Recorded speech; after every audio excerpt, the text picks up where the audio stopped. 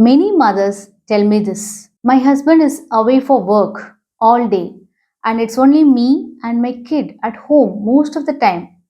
And I have got lots of work to do at home. But at the same time, I want to engage my kid, and that is why I offer them the screen. Yes, it was exactly me few years back.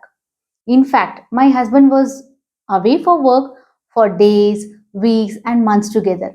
It was just me and my little one, and later my two little ones. Welcome to Beyond Words with Indu.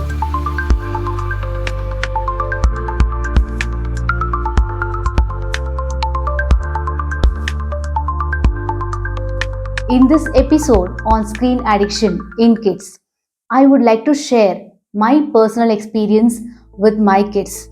Yes, online you will be getting numerous activities that you can do with your kids, but here I would like to share the real story, the screen free activities that help me to build that bond, language, and joyful moments with my kids between 0 to 2 years of age, and especially when I was parenting them mostly on my own. And at the end of this video, I would like to say a truth that will help most of us, and that is going to be a biggest takeaway for today. So stay tuned till the end. During the initial months, I would keep talking to them. It was mostly the FaceTime where I would keep looking at them, and with lots of exaggerated tone, I would sing songs, play with them, smile, and make some exaggerated expressions, because when they are very young, they would follow all that and they would be very much interested in it. I would make lots of sounds and very simple words I would use with them. Now, let me tell you what is the meaning of parentese or motherese. Parentese means that exaggerated tone that we use with the little ones, and during that time our facial expressions increases and the voice tone becomes much high, and we use simple words to talk to the young ones.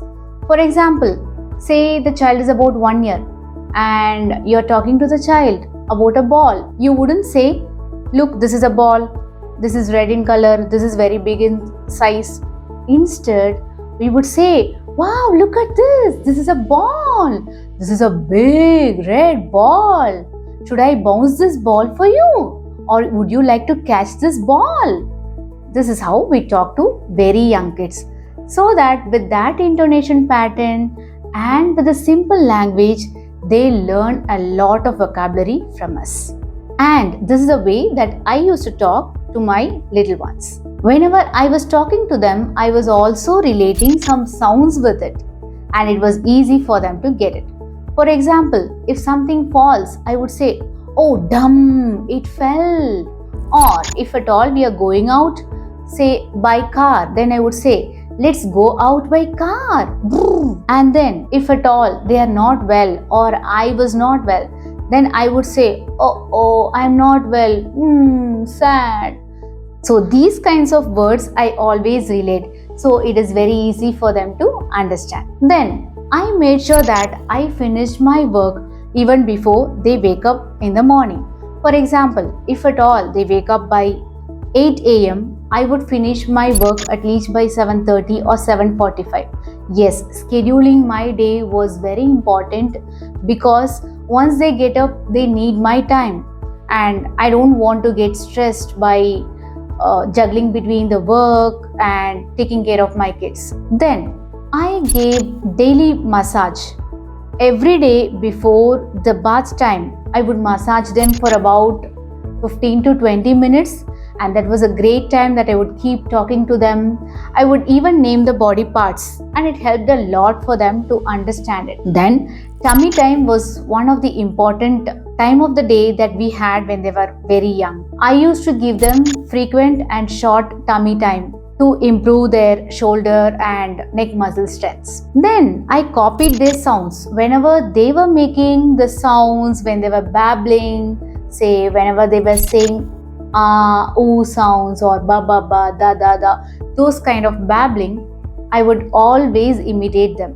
That helped us to build that back and forth interaction. Then I showed them simple picture books. I made sure that the books had just one single picture per page so that they don't get confused. If at all the page has about 5 pictures, then when I'm showing them the ball, they would be looking at the cat. Or if I show the dog, they might look at the elephant.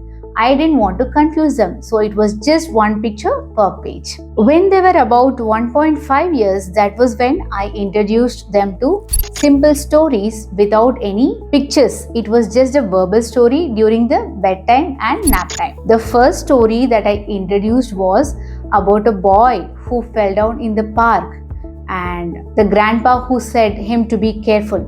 And over time, the stories grew. Initially, it was a short, simple story I said, and later I added saying that the grandpa went to the medical store and he bought band-aid, and then the boy thanked the grandpa, etc. It was according to their understanding. I was introducing my own stories, not from any other picture book. Here I introduced this story because they were aware of park, they were aware of people like grandpa, boy, and they were also aware of running, falling down, getting hurt. So it was very easy for them to relate with that. And recently they had created the whole scene of this grandpa and the boy story, and they video edited and showed me. I was really surprised that they were able to remember this story. I used lots of parallel talk and self-talk with them. I would explain you what is parallel talk. Parallel talk means when my child is doing something, I would keep talking about it. It's something like when a sports is going on, there are commentators who keeps commenting about it, right? For example, if my child is playing with the car, I would keep saying that, oh, you're playing with a car. It's a red car. It's going. And now it's going on top. Now it's under the table. That is how I would keep commenting on what they are doing using simple language. Then about the self-talk. Self-talk means whenever the child is looking at me and when I am engaged in some work, I would keep explaining about what I am doing. I would say, Mama is cutting vegetable. Oh, this is carrot and this is orange in color. Oh, it's so difficult for me to cut. Now there are small pieces. Like that, I would keep explaining about what I am doing. I would name everything that was around. For example, the objects that they were seeing around, the basic emotions, the actions, and every language in simple terms. Then, about the toys. I had introduced them to the basic toys mostly, not the fancy ones. I had about 30 toys. And I would divide them as 10 toys so that I had 3 sets. I would be repeating that. First they would be playing with set 1, then after a few weeks set 2, then set 3, and again set 1. So when I was rotating this way, it was easy for them and they were not getting bored that easily. They would explore the toys so that I had a break during that time. Then I would take them for this grocery shopping. And those days, not much of online shoppings. There at the shop, all the vegetables and fruits, I would give it in their hand and they would feel, smell, and again a talks goes on there. Then the nature walks. In the evenings, I would take them out where there are not much vehicles and where there were lots of trees, plants. They would see all the plants, trees. I would be explaining them whatever they were seeing. The stones over there, the rocks over there, the big trees, the leaves, the flowers and all that. And park, taking them to the play park was our daily routine. In the evenings, yes, I would take them there and they would have a good time. I didn't use any screens when they were below 2 years of age. At around 2.5 years, that was when I introduced them to the screens. It was not just them, even me, I was not using any kind of screens at that time. It was not that I was strict about it or I didn't want to use the screen, but I didn't have that need because most of the time I was engaged with my kids. They were my little friends during that time. We didn't have much neighbors or anybody to talk to, and even As a mother, I needed a companion, and they were my little companions. So, whenever I would like to talk to or I would share something, my emotions, I would try to convey that in a very simple way so that I would do it in a very playful way. So, through all these activities, I was able to engage them much better. There could be some activities that I would have definitely missed, but these are the major activities I did throughout. My elder daughter spoke at around 9.5 months of age, and my younger daughter spoke at around 11 months of age. The one truth that I wanted to reveal was this, that is our own mental health. Yes, it matters a lot. If, as a mother, if you are undergoing a lot of stress and depression, definitely it is going to affect your kid. Yes, there were times that I used to feel low and I used to think that why only me? Because there were times that I didn't have anybody to take care of my kids. When I wanted to use a restroom or I wanted to have a shower, there was nobody. I used to break down during that time. I was processing the emotion and later I would again spend that time with my kid. Because it's not about anybody, it's just about my kids and me. I had to accept the reality and move on. Just waiting for somebody else to take care of my kids or something else to distract my kid, for example the screen, or not spending that enough time with my kid.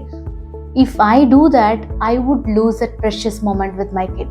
Yes, it was a hard truth, yes, but we had to digest and move on. So if you're a mother watching this, please know this, it's okay to feel tired, it's okay to have hard days, but don't miss this season. It doesn't come back. Your time, your voice, your presence and your bond with your kid. That is what they really need at this point of time. In my upcoming videos, I would be talking about what I did between 2 to 5 years and then 5 to 11 years of age. Let's together raise gadget-free, emotionally strong kids. Stay tuned.